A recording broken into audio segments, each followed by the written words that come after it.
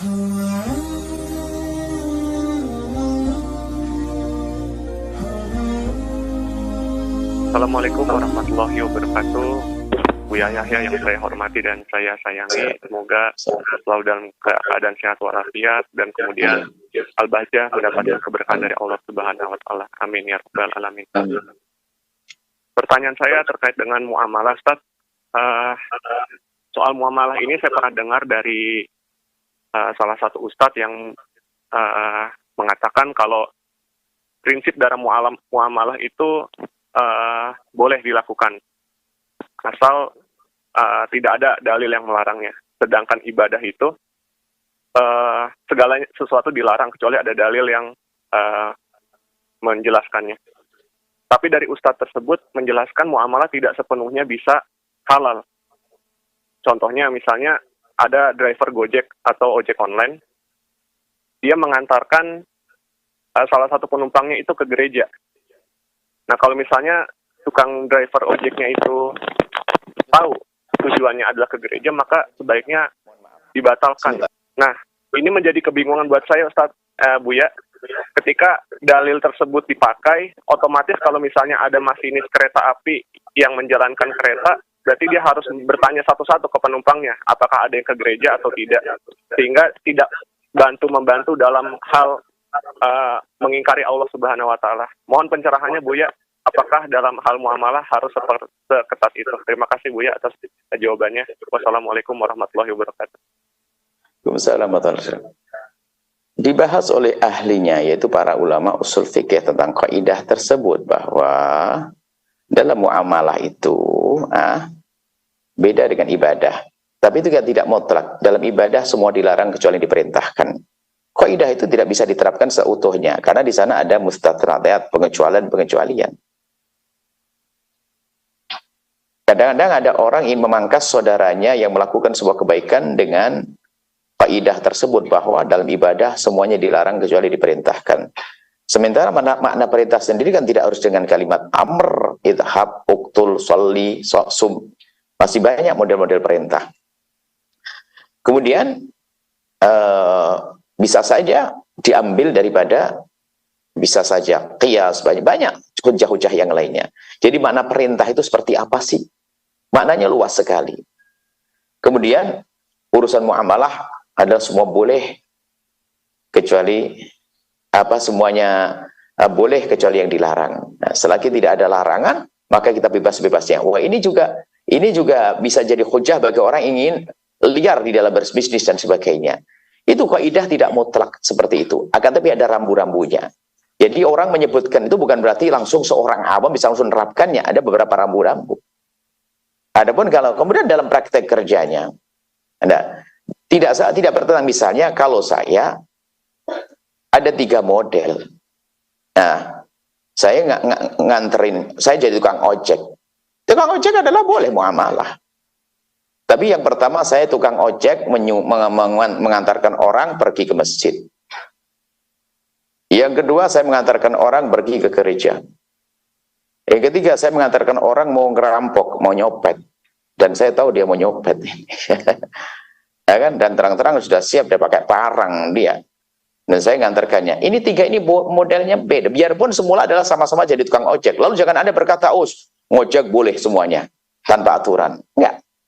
Yang pertama jelas karena Anda mengantarkan orang sholat. Adapun yang kedua adalah selagi kita, karena namanya orang pergi ke gereja bisa saja bermacam-macam tujuannya. Maka kita pun dalam hal ini tidak juga lalu mengatakan, wah kalau kamu ke gereja pasti kamu nyembah selain Allah. Enggak harus begitu. Ya, ini berbeda.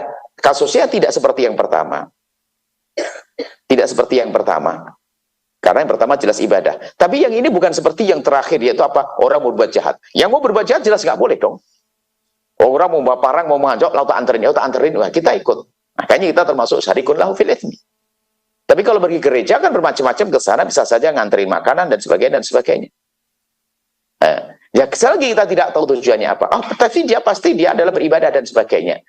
Selagi kita tidak menganjurkan, menyuruh dia beribadah, hanya sekedar mengantarkan saja. Dalam hal ini, ya, tidak bisa dipastikan bahwasanya dia telah menolong dalam kebatilan. dalam urusan kemanusiaan, kemasyarakatan. Dia pergi ke gereja bermacam-macam tujuan. Yang terakhir itu pasti, yang terakhir kan pasti kalau ke gereja bermacam-macam tujuannya. Yang terakhir adalah pasti bahwa dia akan membunuh orang. Berarti kita ikut andil dalam membunuh seseorang. Nah, ulama di sini menjelaskan dengan rinci. Jadi, kalau kita membaca kaidah, itu tentunya kita harus paham tentang makna daripada kaidah tersebut. Kemudian diterapkan di mana, kemudian apakah ada pengecualiannya. Jadi tidak serta-merta kita menerapkan kaidah dengan cara kita sendiri. Sementara kaidah ini adalah juga diambil dari pemahaman-pemahaman dari Al-Quran, hadis Nabi SAW, sehingga muncullah kaidah-kaidah yang selama ini disuarakan seperti itu. Bahkan termasuk dalil ya, bukan kaidah saja. Kalau ada dalil hadis Nabi SAW, di dalam memahami dalil bukan serta-merta Anda mengambil satu hadis Nabi lalu Anda terapkan. Oh enggak. Akan tapi kita harus tahu apakah ada dalil yang serupa dengan hadis ini atau yang bertentangan dengan hadis ini. Kalau bertentangan bagaimana mempertemukannya? Ini kan tugas para ulama usul fikih. Maka kami anjurkan setelah itu di pungkasan jawabannya adalah jika di dalam segala sesuatu amaliyah Anda jangan memutuskan sendiri atas dasar kaidah sementara Anda bukan orang di bagiannya. Urusan bangunan saya tidak usah ikut campur. Urusan kesehatan saya tidak usah ikut campur. Tapi dalam urusan hukum bisa saja kita mencarikan, oh itulah hukumnya. Jadi maksud kami adalah siapapun yang punya masalah hukum, Anda jangan jangan sampai kita menyelesaikan sendiri karena kita bukan bagiannya. Sodorkan kepada ulama pertanyaan tentang permasalahan, tidak tahu bagaimana cara berikan solusi karena mereka punya rambu-rambu cara mengeluarkan fatwa. Jadi mengeluarkan fatwa bukan hanya berdasarkan kaidah tadi, dicari hadisnya juga, cari ininya dan seterusnya. Maka Anda mendengar fatwa dari ulama, selesai, Anda amalkan. Justru kalau kita dikit-dikit kembali kepada Al-Quran, kepada hadis Nabi dan seterusnya, seperti yang selama ini digembar-gemborkan oleh sebagian orang. Tapi kalau kita tidak punya alatnya, membahayakan terjumus. Ibnu Wahab, murid Imam Malik mengatakan, al-haditsu, hadis Nabi itu madillatun menyesatkan illa lil fuqaha, kecuali untuk ahli fikih. Kenapa? Banyak di situ ada hadis yang sudah dihapus, hadis yang dan seterusnya, masalah am, kemudian ada taksisnya, sementara ini adalah yang dikhususkan. Banyak bermacam-macam dalam pembahasan usul fikih. Coba kalau bukan fuqaha, dia baca satu hadis Nabi, diamalkan, tak tahu sudah dihapus. Ayo. Menyesat, makanya itu hanya fuqaha. Maka dari itu, manhaj kita adalah kalau Anda makomnya adalah makom seperti kita ini yang tidak mengerti makom orang awam, maka bertanya kepada orang alim di dalam masalah hukum. Tidak perlulah kita menerapkan kaidah-kaidah atau dalil-dalil yang seolah-olah kita faham, ternyata kita tidak faham. Kenapa? Kita tidak punya alat untuk memahaminya. Kita tidak belajar ilmu itu. Baik, tapi yang bertanya adalah istimewa. Dia adalah orang yang rindu. Dia ada mencoba untuk faham. Kalau seandainya bertanya ini menjadi muda lagi, kemudian dia itu sekolah, mungkin bisa saja menjadi seorang usuli yang hebat. Maka tidak tahu Anda umur berapa. Kalau Anda muda, Anda ada kepekaan usul fikih, ada kepekaan pemahaman usul fikih. Tinggal Anda belajar, setelah itu Anda bisa menjadi alim yang sesungguhnya. Baik, ini saja. Wallahu a'lam bissawab. Setelah Anda menyaksikan video ini, jangan lupa berselawat kepada baginda Nabi Muhammad sallallahu alaihi wa alihi wa sahbihi wasallam.